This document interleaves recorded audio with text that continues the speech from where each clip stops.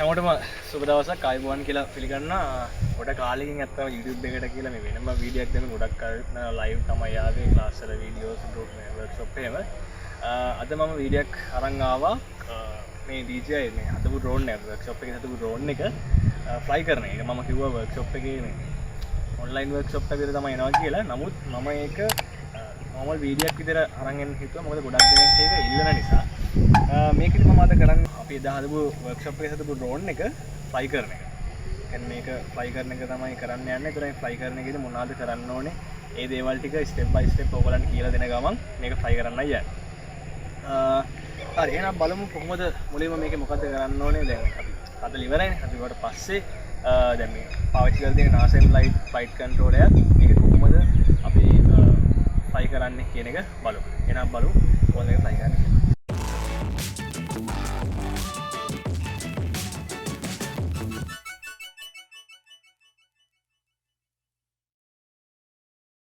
හරි අපි මුලින්ම drone එක on කරගන්න ඉස්සෙල්ලා අපි මේ transmitter එක on කරගන්නවා. දැන් පොඩි ප්‍රශ්නයක් තියෙනවා මට අතන මේ transmitter එක බැටරි දාගෙන අමතකුණා කියන්නේ බැටරි තියෙනවා නමුත් බැහැලා තියෙන්නේ.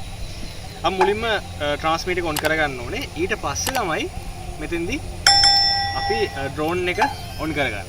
drone එක on කරාට පස්සේ මේ beep sound එක දැන් එනවනේ. ගාලා ආවට පස්සේ ඒක නතර වෙනවා. ඊට පස්සේ අපිට කරන්න තියෙන්නේ මේක warm up කරන්න ඕනේ. මේකෙදි අපි compass එක calibrate කරන්න ඕනේ. මේ NASA flight එකේදී compass එක calibrate කරන්න තියෙන්නේ අපි දාන switch එක දානවානේ. මෙතන 3 position switch එක අපි enable කරන්නේ මේකේ අපි mods ටික තියෙනවා. මේ mods ටික තමයි දාන්නේ. ඔයාලට මම workshop එකේදී පෙන්නනවා.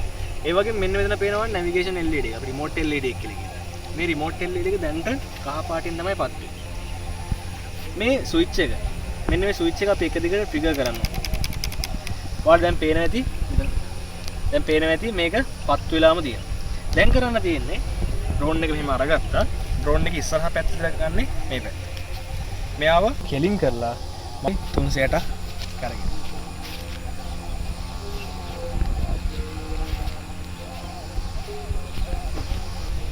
මේ පැත්තට ෆ්ලිප් කරා. ඒ කියන්නේ කෙලින්ම drone එකද මේ පැත්තට තියෙනවා. මෙන්න මේ LED. මම දැන් මේක මම මේ drone එක මේ පැත්තට දීලා අංශක 180ක් කරගන්නවා. 180 360ක්. sorry. 360ක් කරගුණාට පස්සේ මෙන්න මේ LED එක හරිනම් කොළ පාට නිමිනින්පත් වෙනවා. නමුත් දැන් GPS තාම මේක warm up වෙන නිසා මේක කහ පාට තමයි පත් වෙන්නේ. අපි ටිකක් තියලා බලමු මේක කොළ පාට නිමිනින්පත් වෙනකන් මේක තියමු. මොකද කොළ පාට නිමිනින්පත් වෙනකන් තියන්න හේතුව තමයි මේකෙදි ඔන්න දැන් ඔන්න ඔය පෙන්නන්නේ home point එක අප්ඩේට් වෙනවා කියලා. home point එක අප්ඩේට් වුණා. දැන් රතු පාටට පෙන්නන්නේ. මෙතන රතු පාට පෙන්නන්න හේතුව බලමු අපි ඇත්තටම warm up ආම් කරලා බලමු. හරි ඊට ඉස්සෙල්ලා තව වැඩක් කරන්න තියෙනවා. මේකේ low voltage එලවන්න එක සම්බන්ධ කරන්න. ඒක සෙට් කරන්න හේතුව තමයි මේක බැටරි බැස්සොත් එහෙම අපිට පුළුවන් ඒක දැනගන්න. එතකොට මේක return to වැඩ කරන ඉස්සෙල්ලා අපිට ඒක දාගන්න පුළුවන්. හරි දැන් අපි මේක ආම් කරමු. ආම් කරනවා කියලා කියන්නේ වාහනයක ඇතුළත් දාලා ස්ටාර්ට් කරනවා වගේ අපි drone එකත් ආම් කරන්න. මේක ඇතුළත් නැහැ. මේක අපි transmitter එකෙන් තමයි ආම් කරන්නේ. ඔන්න මේක ආම් වුණා. මේ ආම් කරන විදිය drone එකෙන් drone එක flight control එකෙන් flight control වෙනස් වෙනවා. දැන් මේ NASA එකේදී මේ ඇතුළට මේ දෙකම ඇතුළට. ඔන්න දැන් මේකෙදි මේ switch එක තමයි mod switch එක දාලා ගන්න. දැන් මේ තියෙන්නේ GPS mod එක. ඔන්න දැන් මම මෙයා උඩට ගන්නවා. ඔන්න දැන් මෙයා GPS වල තමයි ඉතින් දැන් කොළ පාටටපත් වෙනවා මේ LED එක. ඉතින් ඔබ remote LED එක කොළ පාටටපත් වෙනවා. දැන් එයා ඉතින්ට යනවා. ඒ අපි තිබ්බ තැනට යනවා. ඒ තිබ්බ තැනටම යන්නේ GPS නිසා. මෙතන තා මොඩ්ඩයක් තියෙනවා. මේක ගත්තොත් එහෙම normal. මේක GPS නෑ. මේක දැක්කද? එහාට මෙහාට යනවා කිසිම control එකක් නෑ. හුලඟට එහාට මෙහාට යනවා. මේක ගත්තොත් එහෙම දැන් මේ දාප් එක ඒක නිකන් ඒකෙදි සම්පූර්ණම කන්ට්‍රෝල් එක ඇදේ තියෙන. ඒක ටිකක් අමාරුයි කන්ට්‍රෝල් කරන්න. දැන් මේක ගත්තොත් එහෙම මාරම ලේසි, මාරම ස්ටේබල්. දැන් කොච්චර හුලන් තිබ්බත් එයා එක තැන ඉන්නවා. මම ට්‍රාන්ස්මිටර් එක පුට් කරලා නැහැ. එතෙන්දී ඇල්ටිටියුඩ් එක විතරයි. කියන්නේ පොළොව මට්ටමේ ඉඳන් එන උස ප්‍රමාණය විතර වෙනස් වෙන්නේ.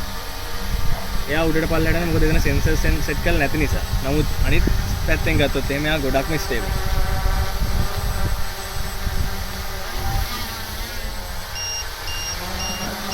ඔය ලාම් එක වදින්නේ දැන් ලෝ වෝල්ටේජ් එක මේ දාලා තියෙන මේ රේන්ජ් එක නිසා.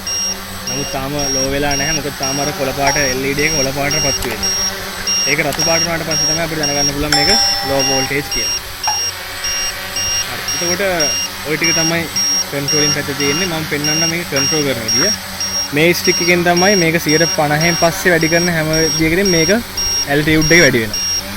ඇල්ටිටියුඩ් එක වැඩි වෙනවා. මේ ස්ටික් එක තමයි මේක අපි වමට කරොත් වම් පැත්තට යනවා. අපි ඒකට කියනවා රෝල් එක කියලා. දකුණට කරොත් දකුණු පැත්තට රෝල් එක. ඉස්සරහට කරොත් පිච් වෙනවා. මේ පැත්තට කරොත් අනිත් පැත්තට පිටිපස්සට පිච් වෙනවා. එතකොට මේ තියෙන යෝ එක. එතකොට යෝ එකයි පිච් එකයි රෝල් එකයි 3 axis අපි කන්ට්‍රෝල් කරන 3 axis එක කන්ට්‍රෝල් කරන ඔන්න ඔය ටික. හරි. ඔය ටික තමයි ඩ්‍රෝන් එකේ ගැන කියන්න තියෙන්නේ. අපි ඊළඟට බලමු මේක කොහොමද අලුත්ම කෙනෙක් බිගිනර් කෙනෙක් මේ වගේ ඩ්‍රෝන් එකක් ෆ්ලයි කරන්න කියලා.